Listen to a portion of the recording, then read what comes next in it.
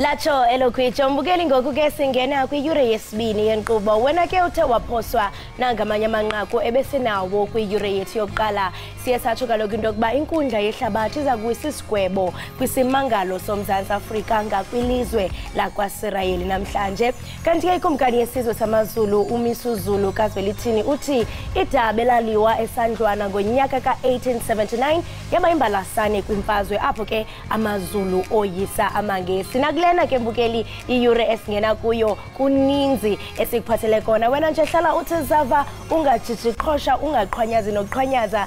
Jibule ke unokanyezi kalubisi umadlongothi umazipha umamshukuma umazondwa ngezinto zakhe ozidlayo ngobuyena andihambi yedwa ke ndihamba naye umamtshali. Mbukeli siqala ihora lesibili manje lohleli Ekhaya Jikelele kuyilona lodwa uhlelo lwesidlo sasekuseni kumabonakude lapha eNingizimu Afrika.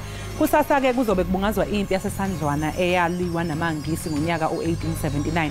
Wayesekhathele phela uZulu ngoba amangisi ayemxhaphaza wagcina ke ethathe ikhali wafika wanqoba ke empini. Sithi nje hebe usuthu ake singene ke kuyihamba phambili ngelihora.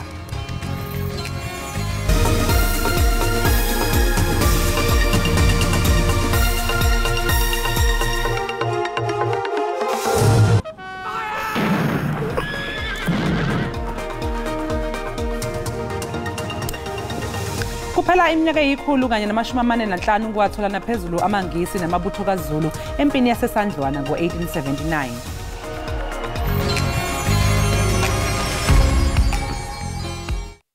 Ikumkani yesizwe samaZulu uMisuzulu kaZwelithini uthi idaba elaliwa esandlwana ngonyaka ka-1879 yaba imbalasana kwimfazwe apho amaZulu oyisa amangesi.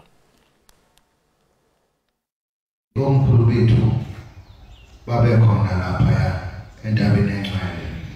Ngalokho ngiyazi ukuthi nizomela bona nesizwe nomhlabathi ngokunjalo. Ngokugcina umthetho okuyisikompilo lwethu thina Zulu sivikela umhlaba bephethe ombayimbayi siphethe inkhonto kodwa sabedlula empini. Lokho kwaba isithombe ukuthi kukhona uNkulunkulu akuhlosile nesizwe esiwuZulu. Ngalokho umhlaba wonke namhlanje ubhekele kuthina ukuthi emva kwalempi yasesandlwane onke amehlo abheka kithi. Athi ubheka kuthina lawo mehlo kwasho khona ukuthi ithemba lomnyama ithemba lomAfrika lilele kuZulu ninabesizwe. Ninabedlovu ngenxa yesikhathi angizokanda kakhulu ngithokoza kakhulu umsindazwe amazwi amnandi kangaka ngoba nawe ubuka uvuka nesike sidala kuze kwaba sekugcineni lokhu othe wasina khona ukudla kwendlebe kungithokozise kakhulu enhlizweni yami. Ngiyathokoza umsindazwe usivule amehlo wasenza sakhula wasenza sacabanga ukuthi ukuphi lapho esisuka khona okufuthi ukuphi lapho sibheke khona siyisizwe nokuthi usikompilo lwethu sivikela kanjani lesi sikhathi esiphila kuso ngoba abezizwe abakuyekile lokho abafuna ukuthi ababekho sebehlosile nasi isikhathi sempi yasesandlwana abakuyekile basaqhubeka namanje kodwa sebeqhubeka ngesimanje-ke manje okusho ukuthi iZulu okwethu ukuthi sincike emikhulekweni esiyazi kangcono nedlozi esilazi kangcono noNkulunkulu esimaziyo ukuthi uyena ozosihola uyena ozosibheka asilondoloze futhi asawele siyisizwe ukuthi akukho kuyosiphazamisa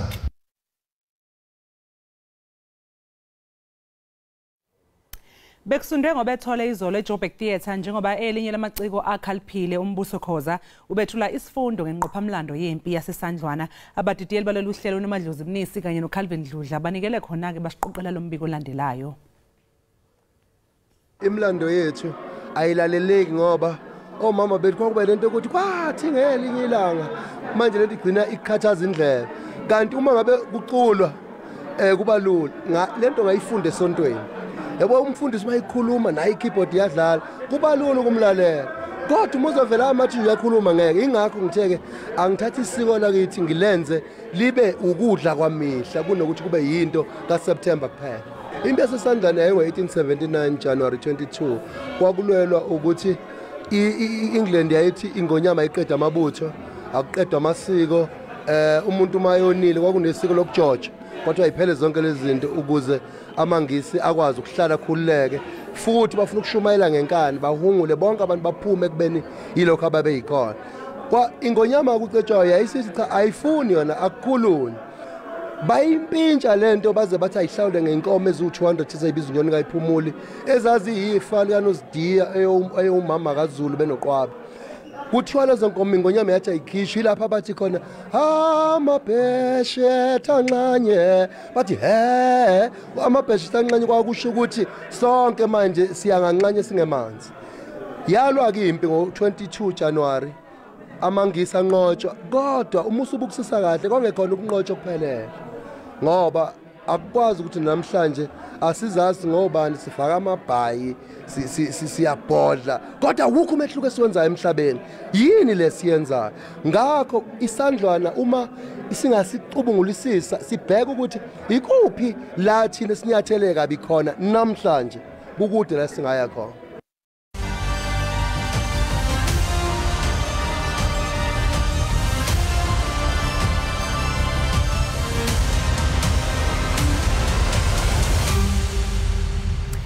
Sikwamukele mbukeli lapha ekhaya Jikelele.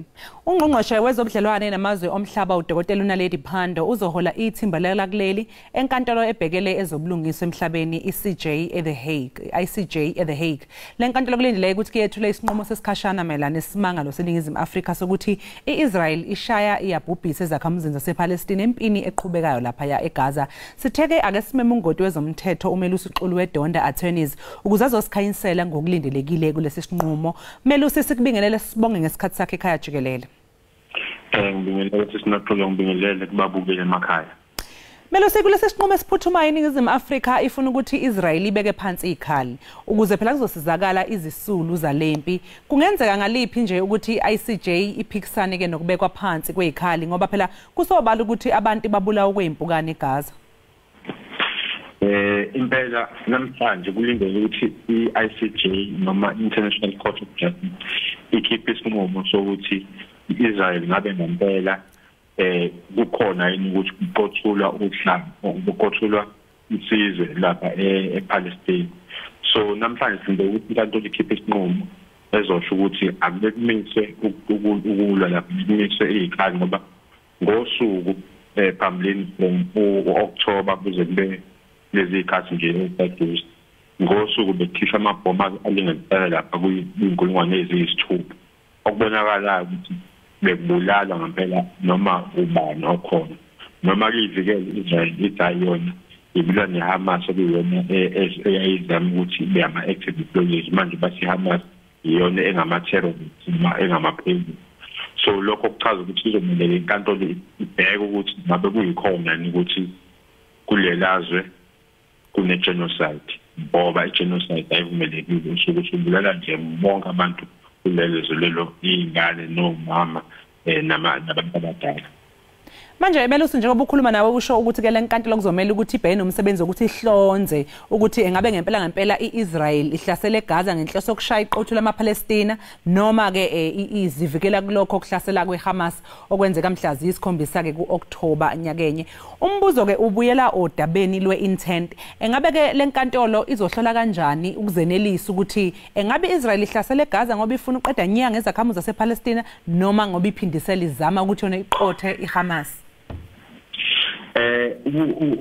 Ungwayitobi omunye wabameli ukwakuveza lokho ukuthi kumele kubhekwe i-intent noma inhloso yakho ukuqoqulisa lokho kuthathela phi kunamagama abuyashiwe uzothi prime minister yakhona ubaba ukhethe lapha bayewatshela amasosha ukuthi abakhumbule wase amale ebhabheleni la okwakuhlasela wasana so bezama ukuveza ukuthi amagama nezenzo kuhlangene yabo nje masibheka masibala abantu ababulele ngalesicabanga nje sisibuka ukuthi intent ikhona kubulawe abantu abayinkulungwane engamashumi 25 25,000 ngicabanga ukuthi inkantolo izokwazi ukubuka ukuthi ukufakazi bukhona into ebalekile konke amacala noma ubulelesi noma zombhalo fakazi kuzobukeka ukuthi izothi intentional court of justice Israel ibila neHamas 25,000 ezweni esePalestine ngokwami akubalance kodwa umbuzo uthi sibanawo namandla iICJ ukuthi mayikhishe isipho esinqumo sihlonipheke ngoba ngaphambilini kwamanye amsikisi akaze kwenza noma isinqumo sikhishiwe. Uma ngabe ke sesiphuma lesisinqumo ke equlu mhlawumbe esivuna kiNingizimu Afrika ngabe lokho kuzobe kusho ukuthini ukusuka manje ke kuyaphambili? Alright, ukusuka manje kuzochaza ukuthi amasosha kuzomele awithdraw noma akhiphe kuzomele Israel ihloniphe leso sinqumo bese kwenziwa into ekuthiwa there must be a ceasefire okuchaza ukuthi kumele kube nempi ezoba khona kusukela esinqumweni ezokhishwa i-ICJ kodwa okunga-understandeki ngoba phela i-ICJ ayinawo amandla amakhulu ngokutheni ukhumbula ukuthi khona i-UN Security Council njalo njalo kodwa i-UN Security Council ithanda ukuthi iphathe kakhulu i-America la egcina khona i-America yonambisana ne-Israel asithi ukubuyela back ku-Ukraine ne-Russia i-Ukraine nayo yasithola isinqumo esifanayo e-South Africa sokuthi kube ne-ceasefire kodwa yaqhubeka ingahlasela yabo so lapha kuzodependa ekuthenini laba abaphethe amandla abanye abako-UN njalo no-America nabo bayinayo i-concern efanayo e-South Africa mhlawumbe nabo bezame ngendlela zabo ukuthi noma i-ICJ i-order khona ngezihlonishwe nabo befake i-pressure noma befake ingcindezi kodwa ake sibone ukuphuma isinqumo ukuthi kuzozekani kodwa ngokwami ukubuka angiboni Israel izohlonipha leso sinqumo ngokuphelele. Nanokuthi uma ke lesi sinqumo singavuna yona Israel kusho ukuthi hawu ibhomu lisazoqhubeka nokukhala lapha eGaza. Kusho ukuthi sazoqhubeka ibhomu kodwa ke uzokhombisa ukuthi kahle kahle emhlabeni wobana kubuye kube ngokuthi ubani unamandla angakanani okwazi nokwenza isinqumo samajaji ngakho lawo amajaji azofuna ukukhombisa ukuthi umthetho from an international perspective noma nakubuka imithetho yamazwe onke ukhona umthetho amalungelo abantu ayahlonishwa kuyoba buhlungu mangabe ngakhipha isinqumo ezibini Israel kodwa sizozwa namhlanje after one bazothini kodwa ngokufisa kwami ukuze ukuthula kwize ezweni lokho kubona ngoba okwenzeke eSinotho kungenzeka eSouth Africa ngiyizimbabwe so kumele izinto njengalezo zisiphathaze bazenzeka kwamanye amazwe ukuze ukuthula emhlabeni wonke kube yinto ehamba phambili. Ngoba phela Melusi uma kungenzeka ukuthi lesi sinqumo sivune Israel kuqhubeke lokhu kuqhuma kwamabhomu nokubulawa kwabantu lapha eGaza lokho kungabe kusho yini mhlawumbe ukuthi sekubeka isithombe sokuthi kusho ukuthi lapha ezweni bangazenzela nje noma yini abayithandayo nakunoma iliphi izwe ikakhulukazi njengoba nawe ke ushilo ukuthi kubukeka iMelika sengazuthi ilele kakhulu ngapha esayidini la kwaIsrael okusho ukuthi kuya ngokuthi ubani oyisikhondla khondla uma ungasisewena isikhondla khondla indaba yakho ayilalelo. Impela sinoxolo siyadinga ukuthi kubonakale ukuthi umthetho okuhlonipha amalungelo abantu phecelezi human rights ukhona thina South Africa ke sisuka kumlando obuhlungu siyazi wakhona ukubandlulula ngokohlanga i-apartheid yayinzima kakhulu nekhathi edlule so thina uyayithi masibona izinto njengalezi zenza kwamanye amazwe kuyadinga ingakho ke sifisa ukuthi i-ICJ ayenza isinqumo esirayo noma abethiwa sibuhlonishwa kodwa kubonakala ukuthi into eyenziwa i-Israel ayithandi lokho kubalekile uma ukuthi izoqhubeka Israel ingawakhipha amasosha kodwa isinqumo se-ICJ asikhombisa ukuthi umthetho ohlonipha amalungelo abantu usekhona. Emva kwe-ICJ Xulu ngabe iyiphi enye inkantolo engaphezulu ngoba ngikuzwe ubalula laphana i-UN njalo njalo. Emva kwe-UN uma kuukuthi siyabona ukuthi i-UN ngeke izikwazi ukusiza kulesi simo okusho ukuthi nje hawu sekugezwe izandla. Kube sekugezwe izandla ngoba i-UN uyabona nje kuthiwa kuyoba seku-UN Security Council okuyona ephezulu ukuthi i-order leyo issue le order ekhishwe i-ICJ ayiqhubeke kodwa manje amandla e-US i-America iwona okubela zocacisa ngoba banayo influence kwi-UN Security Council so far abukho abakhiphile bene-Britain ukuthi anganginanga ikhona eBritain kodwa ngaze ngizilutho ngeBritain lisho ukuthi iyasiqhela isenzo se-Israel ePalestine so ileyo challenge izoba khona kuzobe sekubuhlungu uma kuya lapho kodwa yikho ngithi okunganani International Court of Justice ayisikhiphe isinqumo esivikela abantu base-Israel bese kube nalo perception nombono ukuthi hayi into eZion ayikho ilokho engifisayo. Manje lesi sinqumo ke mhlawumbe akusona esiwujuqu ke kuleli cala yini engalindeleka ke emva kwaso kungenzeka yini sibonele enkantolo ke iphinda mhlawumbe ibiziningizimu Afrika kanye neIsrael ukuze bazophendula noma ukuzokwenza ezinye izethulo kwazi phela bamqondisha ubile bathi kuzothatha iminyaka ukuphothula leli cala. Ngoba intari angena ba details sangathathi ibiyana ngobusho kukhona amanye amacala ngikhumbula ngisenze research ngalento nje emavikini athi kukhona amanye amacala ukuthi namanje asaqola ngoba kahlathi bafuna isinqumo sesikhashana so yebo kuthatha iminyaka ngobusho sihlabe sekungabuya kuzodila nalokho sekuzodila ke ngakho konke okwenzakalile ama details akhona kodwa kwamanje nje kuzofuna isinqumo sesikhashana kwamanje ake kumisa ke kubheke ikhali phansi kuchaza ngelingane isesibhedlela ngoba lapha kushaya nje isibhedlela uthola ukuthi asisekho nesibhedlela abantu abazophephela kusona balimele uqothulwa kwasana ingakho kubalekile ukuthi ICJ ayisikhiphe isinqumo esivuna eSouth Africa ngokufuna eSouth Africa ngoko-Israel. Sibonge kakhulu ke Melusi ngesikhathi sakho sikufisela usuku oluhle. Sibonge kakhulu nake nomusha ngathi ngaba unyaka omuhle kwini nonke. Nakuwe ngokunjalo. Umbukeli ke besixoxisana noMelusi Xulu weDonda Attorneys obesicacisela kabanzi ngokulindelekile uma inkantolo seyethula isinqumo mayelana necala iningizimu Afrika elivulelela kwaIsrael ngelithi phela lihlasela abantu basePalestina ngenhloso yokuqeda nya ngabo. Kanti lela dumo bala lapho ngenamngekhona lapho ngenamtholo khona umahlamvana abhulumlendu linde ubaswe ngmantshonga benogqilemana izima lemnyama engabende bezingwe nobezingonyama ebiqhutshwa ngumseleni benonogalaza. Enkosi kakhulu ngokuhlala nathi nisasibukele apha ekhaya Jikelele. I-ofisi yekumkani yamaZulu isilo uMisuzulu kazwelithini ivuyisene nomongameli uCyril Ramaphosa ngokufumana igunya lokuphikisa isigqibo senkundla ephakamileyo efumanise ukuba umongameli uRamaphosa akazange alandele inkqubo ezifanelekileyo ngethuba ke ekhupha isatifiketi esichonga indlulamthi njengomthembe wesizwe samaZulu.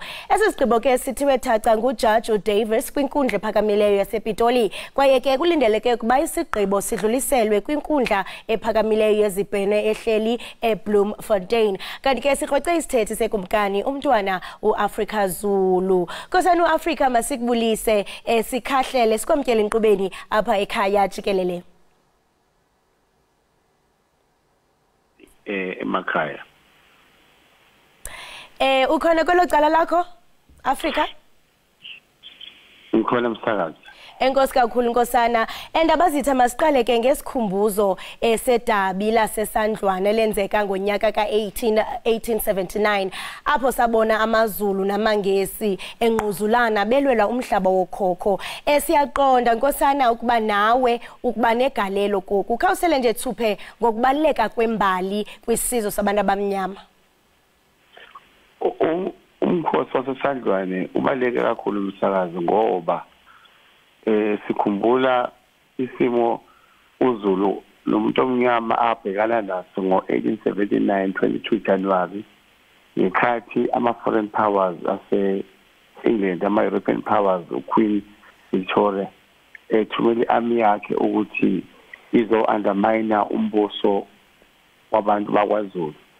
Balwa abantu bakwaZulu balwa ngezandla balwa ngemkhonto impi yabambana esandlwane banqoba kwaba umlando ke ukuthi umuntu omnyama woqala nqa anqobe ahlule amangisi ayekade ehlome ngeengovolo impi yamaZulu ayiphethe umkhonto yayibalelana ku-24,000 eyamangisi ayithi 1,300 kodwa bephethe neziqhumane eziyingozi nezibhamu eziphambili eziyingozi kodwa konke lokhu kwagcina ekutheni bonakala uZulu enqoba namhlanje ke kusasa kuzobe sihlangene sonke sikhumbula amagalelo enziwa abantu bakwaZulu amaqhawe kwaZulu ukuvikela isihlalo ngaphansi kwama-circumstances anzima that were not favorable isakazi.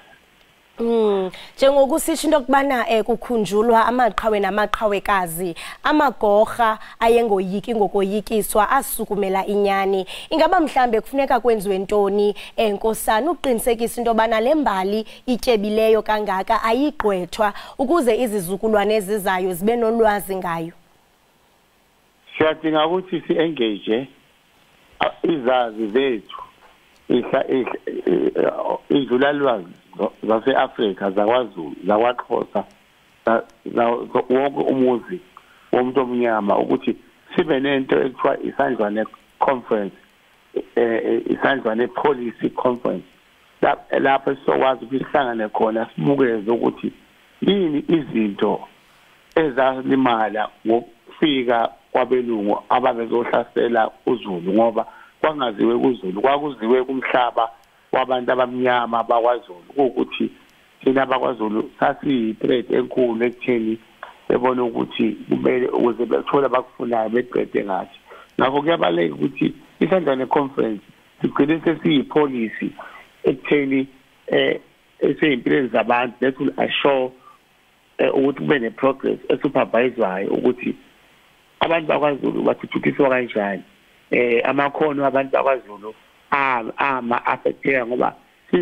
indaba invasion isandlwane abantu bakwaZulu became abantu abaqashwa emsebenzini emagaraji abantu abangaqedi isikole abantu abangafundile bonke baningi abantu abaphila kwi-poverty so kuyadingakala ukuthi kube khona nje umgomo noma ipolicy eshabayo engaziwa kuthiwa isandlwane policy izodila ne-empowerment ukuthi ingabe sikho umuntu omnyama ongenawo ama-resources noma ophila kwi-poverty. Nkosana uthetha ngezinto ezibaluleke kakhulu siyabona into kubana ekugqibeleni eyona nto ingamandla kukuba kunikezwe intuthuko kumuntu omnyama andiyafuna sibuyele kulomba walapha enkundleni sithetha ukuthini xa usithi mhlambe kunomthebe wesizwe kwaye usamkele njani? Ophinde msakazi bendibuza xa kuthethwa ngomthebe wesizwe kuthethwa ngantoni kwaye wena usamkele njani? Makhona ngonomthebe wesizwe kukhulwa ngonyama okuyena ephethe umnikazi womhlabathi okuyena ongamele isizwe sonke sakwaZulu njengamanje imvilamithi iyona ewunomthebe iyona ehola uZulu enikeza uholo kubantu bakwaZulu. Ingenzeka na mntwana uAfrika into yokuba sibone imbube nayo ifaka amaxwebhe enkundleni ukuxhasa umongameli uCyril Ramaphosa kwelinyathelo lakhe lokuphikisa esisigqibo?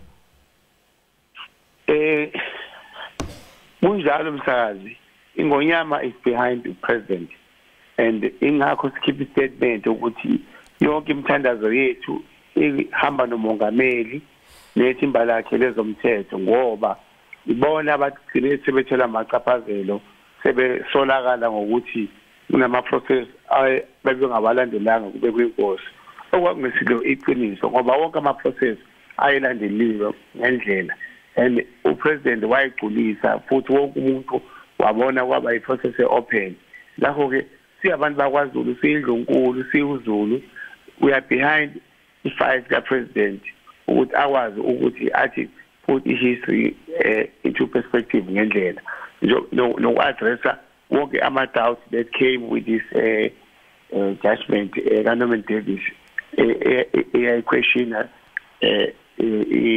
recognition ngonyama yoku-appointwa kweNgonyama by the president.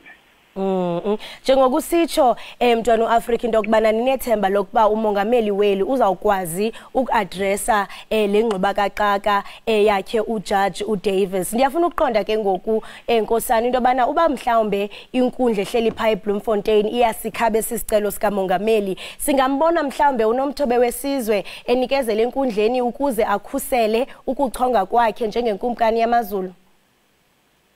iNgonyama ngathi umsakazi ingena estadium izokwamukela lesi certificate sikhala maphosa akuyicertificate kuphela icertificate sika president eyayisithola kodwa iNgonyama yabekwa yisiko lakwaZulu yabekwa ukuzibulo bayo ukuzaleka kwayo ukuzalwa mawayo khosi ezalwa kubona yayivele isise magunyeni msakazi. So lokho certificate ifana nawe uma uyona certificate sakho sokuzalwa eHome Affairs akusho ukuthi na ungenaso ukuthi awukho awusaphili noma awukho emhlabeni. Lelo lungelo lakho ukuzala kwakho abazali bakho uphelele. So neNgonyama ngoba sazi ukuthi iyazalwa iNgonyama yazalela isihlalo yabekwa esihlalweni yangeniswa esibayeni. So lokhu wasenkantolo nje sekuyimodesi nje ukuthi sihloniphe umthetho ngoba certificate what it talks about it just talks about certain benefits asuke appreciate government asuke nikeza isupport esihlalweni of which it doesn't make the king is king with or without those supporting resources that the government gives to the king. Nkosana masibambe ngazibini ngexesha lakho siyathemba into yokubana uzoba nosuku olumyoli. Enkosi kakhulu. Ngiyabonga kakhulu umsakazi ngiqhubeke nokwenza umsebenzi omuhle ukuthi update isizwe ngazo zonke izinto ezenzakalayo. Indlela mithi iyanithanda niphile njalo. Amen. Khosi siyabulela. Lo ke mbukeli besithetha naye nguye unkosana weAfrica Zulu bethethela ke isilo uMisu Zulu kwaZwelithini malunga nokuvuyisana nomongameli uRamaphosa ngokugunyaziswa ukuba aphikise isigqibo senkundla sokuba khange alandele inkqubo ezifanelekileyo ngethuba ke ekhupha isertificate esivuma ukumkani uMisu Zulu kaZwelithini njengekumkani yamaZulu. Masiliqhwike mbukeli sibhatala amatyala usabukele iEkhaya Jikelele.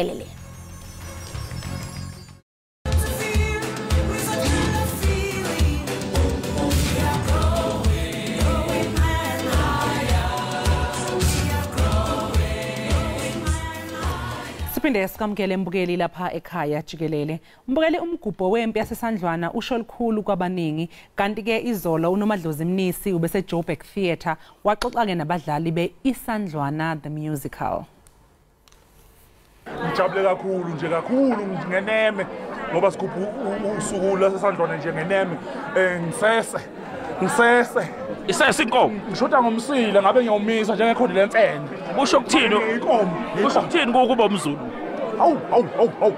nxa inkuze baba njengoba ngizwa ngibonga nje ngiyaqhatsha ngoba umZulu ngiyaqhatsha ngoba umZulu ngiyaziqhenya ngoba umZulu angizenyezi njengoba ungibona ngikhonya nje ngibonga angazi ngifisa nokukhulu ukudlula lokho. Ngizizwa ngijabule kakhulu ngiyintombi yomZulu ngiwumuntu wesifazane nje somncane ojabulela ukwazi amasiko ophinde futhi afundise abanye alingana nabo ukuthi lento yesintu lento yamasiko lento yokwazi umlando ayona into enzima kakhulu nontanga basangafika sibafunde kube mnandi kube nje yana nje sibuye emasisweni. Kuningi kakhulu engikufundile kulokhu kulomdlalo lona esiudlalayo. Uyabona ukuthi amakhosi ayekhona alwa elwela ukuthi lelizwe libe ilento eliyona. Kodwa ke engingakusho nje kakhulu inhle kakhulu lomdlalo esiudlalayo umuntu ofuna ukufunda azi ngemvelaphi yakhe azazi naye uqobo lwa ukuthi ungubani akeze ezobuka lomdlalo aqhubeke lokho ebukile ukuze ezobona ukuthi mina ngubani futhi kumele ngenzeni ukuze ngihambe ngibe phambili. Kahle mina ngokubuka kwami angeke sithi amaZulu kuphela ngoba kwakulwelwa nje umuntu omnyama wonke kwakulwela umuntu omnyama wonke njengoba banqotshwa nje amangisi kwakulwela nje umhlaba wethu sabantu abamnyama sabantu abansundu.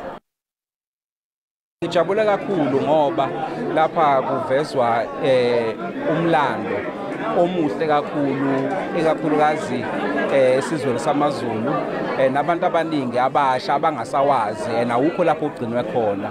So uma ngabe kwenziwa ama musical afana nalawa iwona akakwazi ukuthi atshengise noma asitshele kahle ukuthi kwakenzakalani eSandlwane nomlando okuyiwo mlando onoju esingasawubona indawo. So ngiyajabula kakhulu ngijabulile kakhulu ngikubone namhlanje.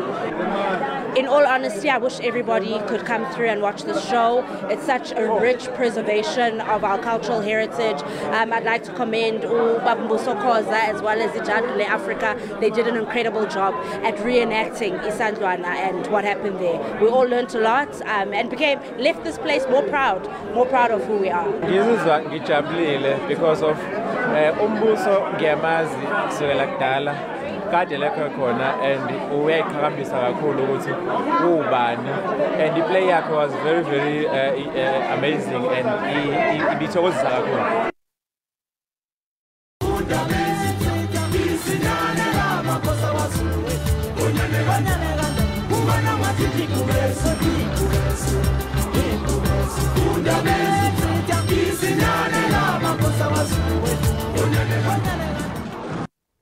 Siphinde sikamukele embukeli lapha ekhaya Jikelele. Ngonyaka u1879 kwaqophe kumlando ngesikhathi ibambene ngezihluthu phakathi kwamangisi kanye noZulu ngaphansi kwentaba iSandlwana. Engabe yini ngempela yayibangwa kuze kuliwe yaba namthelela muni lempe yanqotshwa ngoZulu? Impendulo yilombiko olandelayo.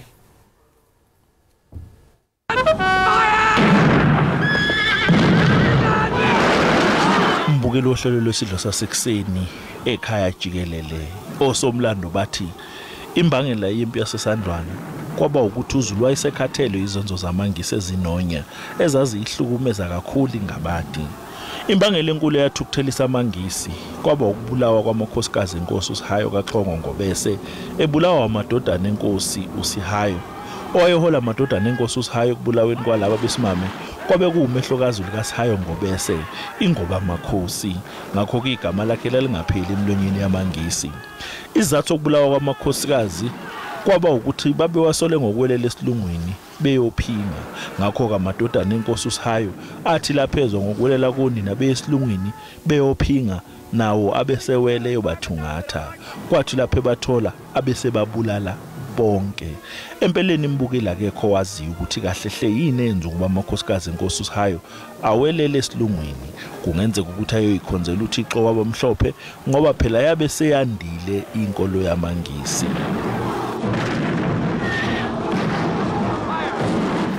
Amangisi ayehola uJenene uFrederick Chelmsford awela umzinyathe Rockstrift mhla ziyishumi.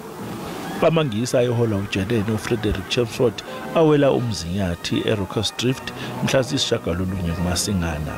Thiwa ke amangisi ayihambela kahle nje insukwana agcine enkanise ngaphansi kwentatshana iSandlwana ngasemfudlaneni umzanyana mhla zingamashumi 20 kuMasingana wangonyaka u1879. Amangisi ayibophele amabutha engale ka50,000 amanyawo ayihambe ngenyawo amanye ayeqhuba inqole ezayidonswa izinkabe ezi1000 zilayisha umthwalo ongamathani 5 ngayinye.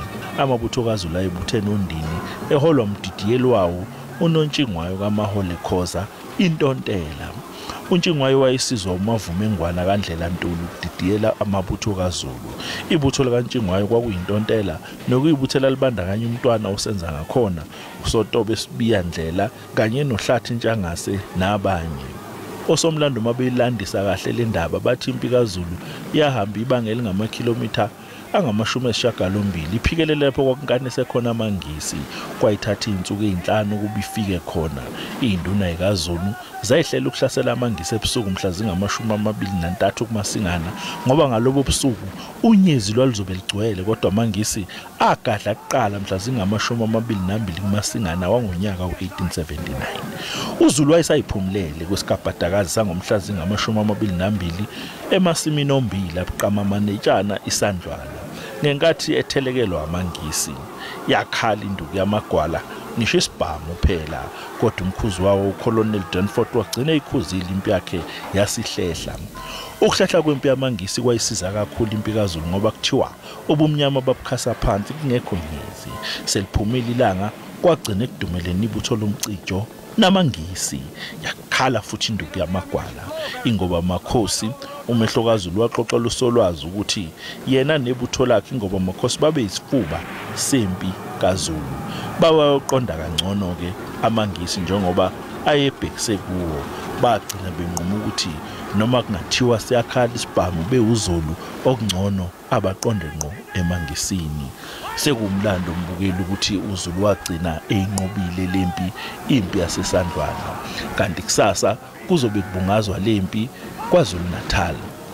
Phakathi kwezicukuthwane okulindeleke ukuthi ithamele umgubho wempi yaseSandwane kwaZulu Natal ingonyama yesizwe samaZulu, ingonyama uMisuzulu kaZulu ithini umphame phuci ikhubalo lenyanga umgadla kahlehle ngisho sebemvimba nangenkantolo.